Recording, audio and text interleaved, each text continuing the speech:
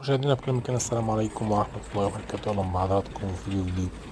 زي ما انتم شايفين كده قدامكم يا جماعة، احنا النهاردة في مزرعة زيتون، أرض صحراوية زي ما انتم شايفين كده قدامكم، ومعانا شتلات زيتون وبنزرع الشتلات دي قبل الزراعة. طبعا احنا بنعمل أدوات طبعا للأرض زي ما انتم شايفين كده قدامكم، في حفر لازم نعملها للشتلات بعمق يكون مناسب لعمر الشتلة.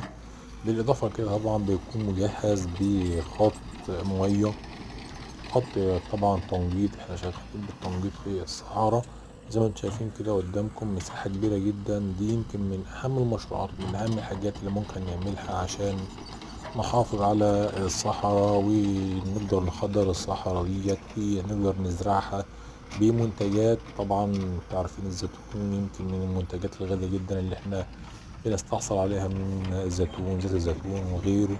بيخش فيه صناعات كتيرة جدا وبيشغل عمالة، ايد عاملة كتير جدا، سواء في الجمع سواء في الزراعة سواء في العناية بيه.